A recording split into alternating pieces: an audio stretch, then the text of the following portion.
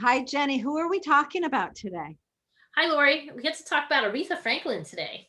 Oh, I didn't tell you when you recommended that we watch that Aretha Franklin documentary and do this as a video. I don't know if I told you that Aretha Franklin's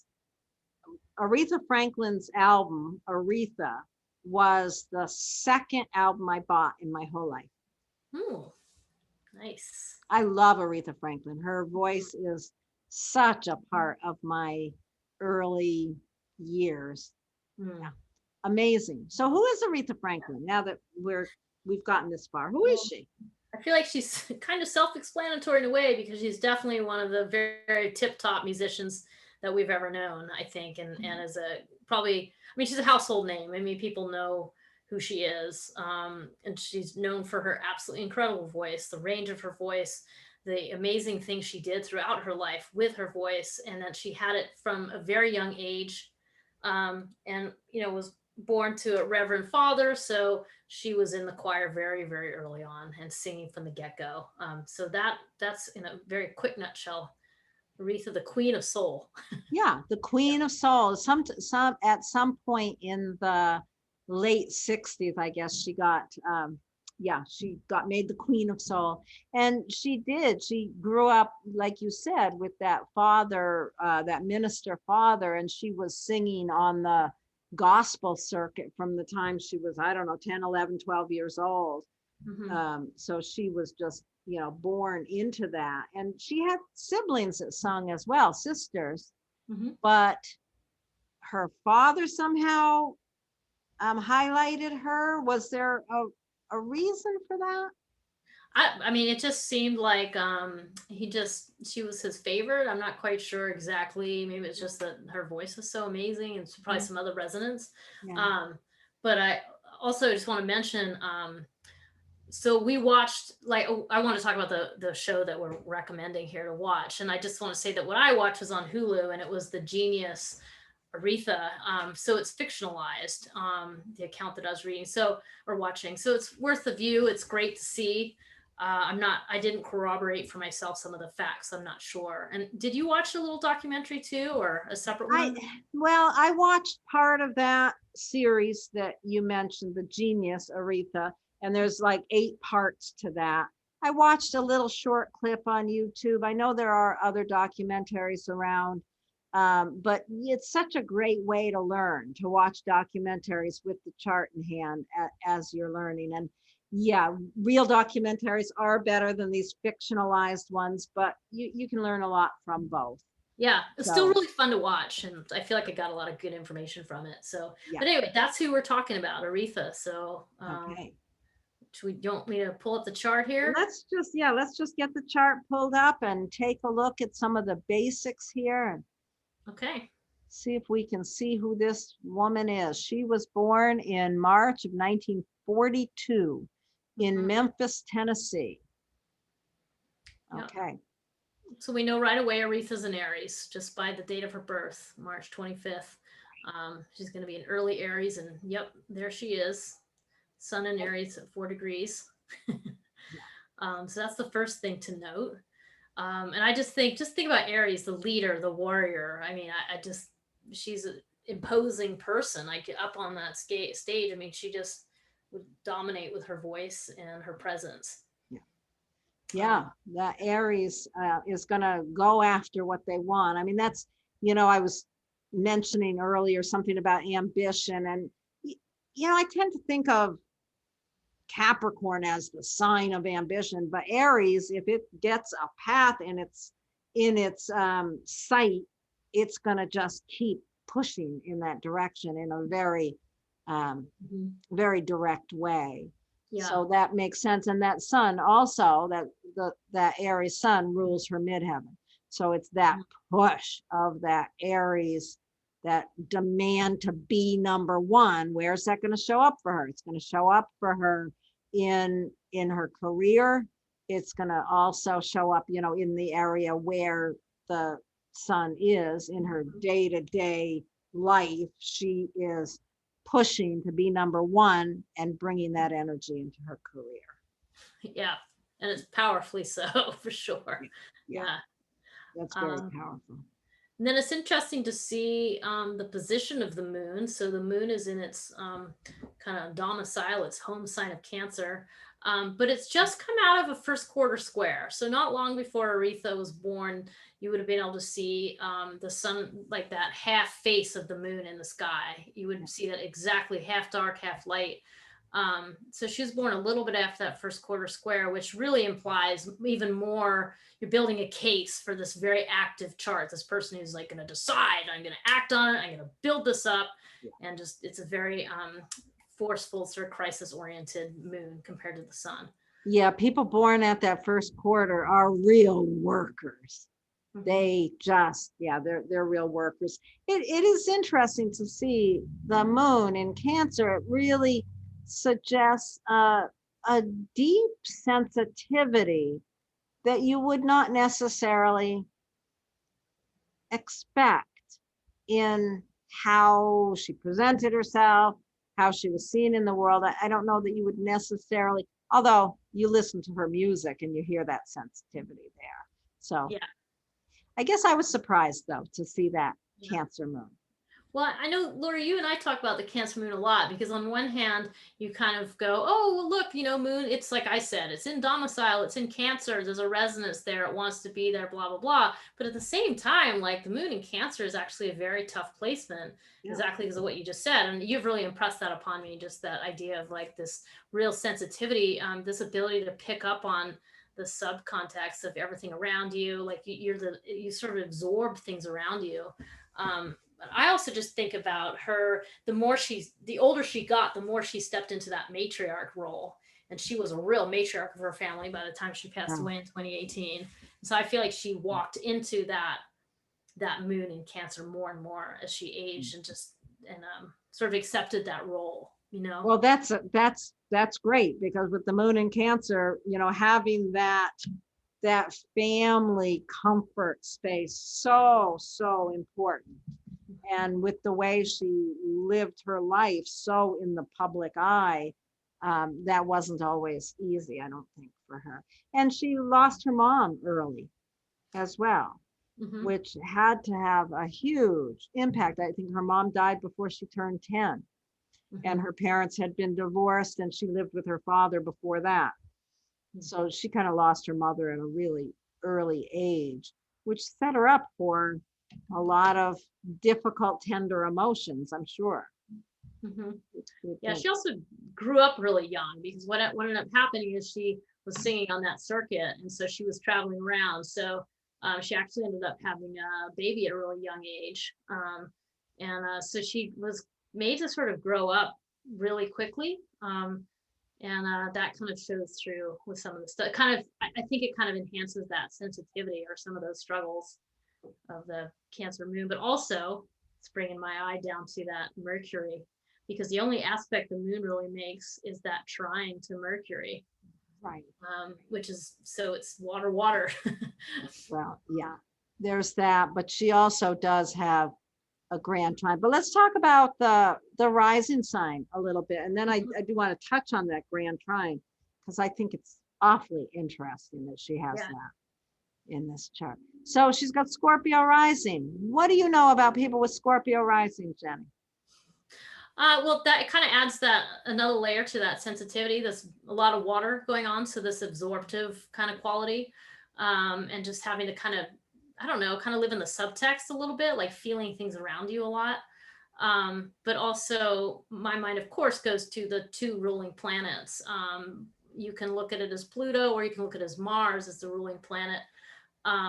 With Mars as the ruling planet, it just brings you right into Mars is in Gemini. So I just think her voice right away just takes me to the voice and like how she impacts other people through that voice, which is made larger than life because it's next to Jupiter. So that's kind of what if you look at that as the chart ruler in that light, that is powerful. Yeah. And if you do think of Pluto, you can look at Pluto is right there with Chiron at the very top of the chart. I'm sure both of these, you could read this in either way, and it's going to give you some interesting information. I mean, yeah, she was out on that gospel circuit. She got pregnant when she was 12 years old. That is a very public wound. that really, yeah, that's a tough one. Yeah. So both of those as the ruling planets can really give us a lot of information about kind of where her sensitivity comes from and how she works with it, and that depth of privacy also with that Scorpio rising. And then the grand trine itself, I think of that grand trine as, a grand trine in general, sort of insular, what's the words? I've gone blank. No, insular is good. Yeah. Yeah, it's a free flow of information that's self-contained, and it's all in water signs, so it's an emotional self-sufficiency is what it is. And I think, with losing her mom so young, a self-sufficiency, a grand trine, when a person is young, often ends up being sort of a defense mechanism. I don't need anyone else on an emotional level because it's in water. So there's a self-sufficiency in that area. I don't need anyone. I grew up damn fast. My mother's gone. I've got to emotionally contain myself. And I think that really is very interesting in light of the difficulties of her relationships. I think she really did hold herself in that kind of self-sufficiency. I mean, she raised that baby. I mean, her family helped her raise that baby, but she was that baby's mom, that baby that she had when she was 12 years old. You best have some emotional self-sufficiency to have a baby at 12 years old and go on to have a very public life. That's a powerful statement there. You're right. That is very, like, I'm gonna not let any of these things get in my way, and I'm just gonna do this. Yeah, it's funny because when I first saw this, I thought, why isn't Pluto or something connected with that moon because of this trauma? But this is actually much more powerful because she just kind of stepped away from it, probably well using that Aquarius Venus as well. She kind of stepped into this, I'm going to keep my, that self-sufficiency. That's really interesting. Yeah. I was going to comment too, Laurie, when you mentioned, okay, so she had these difficulties in relationships. So as an astrologer, so people who are watching this video, you might be cueing like, okay, I want to look at her relationships to see that impact. And so then you would look at exactly the 7th house, and you'd look at Venus, and you would realize that Venus ruled the 7th house and was an Aquarius, which Aquarius can point to a detachment or aloofness in relationships, adding to that picture of, hey, I don't really need anybody. And then when you realize that both Saturn and Uranus are together in that 7th house, it paints another layer of like just a lot of difficulty in relationship and just being challenging and kind of being like, you know what, I'm all set. They kind of, and I don't know if that's exactly, but if you watch the series that I watch and other documentaries, you just see this pattern of relationships where it kind of just seems like at a certain point, she's just like not available, not doing it anymore. I don't know. It's quite interesting. Yeah. It really is very interesting, that her whole relationship stuff. And whenever we look at these famous people's charts, I'm going to make all these lines go away just so we can start with a clear just so we can start clear again. Whenever I look at a famous person's chart, one of the first things that I think it's worth looking at is the midheaven, because that's how we're going to know them. Unless we knew them in some other capacity, a famous person, this is the public point of the chart. So she's got Leo there, which is ruled by the sun. And then the thing that I thought was really interesting in looking at this is, first of all, what is Aries? Aries is the energy to be important, the energy to be number one, the energy to drive forward. And she had to be number one in her career. She was incredibly focused. She wanted to be the best. And I think you said, or I read somewhere, I think you mentioned it, that she kind of even kept her sisters out of, she kind of stymied their progress in order to propel herself more forward. I think that's a very Aries Yeah. thing. Yeah, she had to be number one. But then if you think about dispositorships, Mars rules that sun, and we're right back to this piece that you were talking about earlier. Yeah. Yeah.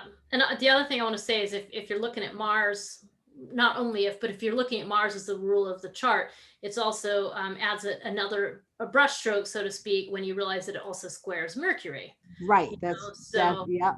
yeah, so that just adds stress to that Mercury, because you could kind of look at Mercury and Pisces as part of her singing, but you can also look at Mars, Jupiter together in Gemini as part of her voice. And those two things, looking at those two things together, just kind of paints the picture of her voice, I think. Yeah. And here she is. She's giving love with this voice.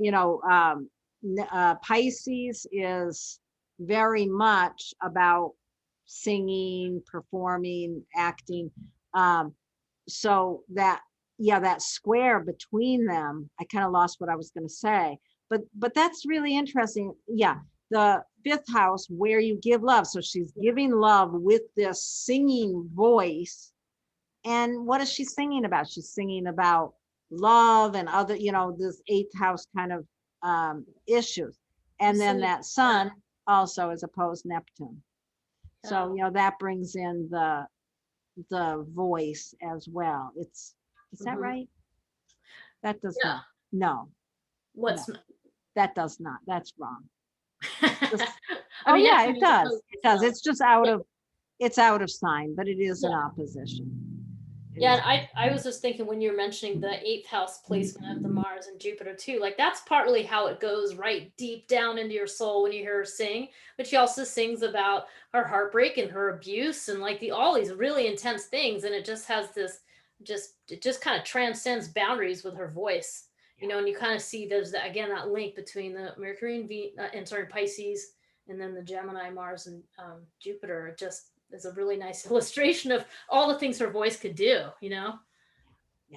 Yeah. It's so interesting. It's like she came into the world with this voice, that south node there. She came into the world with this. She already knew how to give of herself with her voice.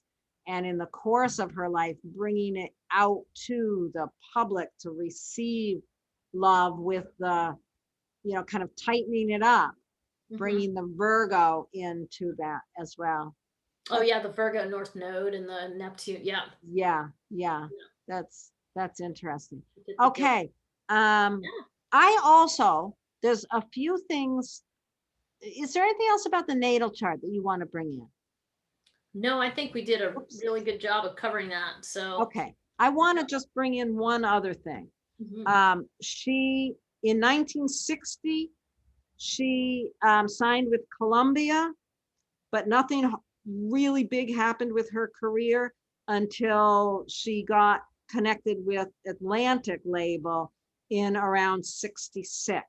So during that period of time, I just think it's really interesting that in 1965 and 66, just when she was coming into the big time, was when Uranus and Pluto were conjuncting right up here, very close to her north node. Her movement forward into her life, Uranus and Pluto came in and just woke that up. And that also, as Uranus and Pluto were conjuncting her south node, guess what? It was squaring that Mars and Jupiter. So I think that's really important to look at. I always look at those middle degrees of Virgo for people who are, were around and doing things in the mid 60s.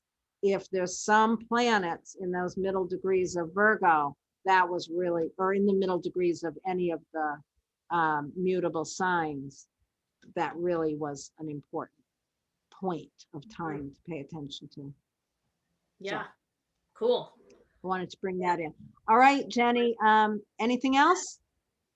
No, I think I'm gonna stop sharing here, and Okay.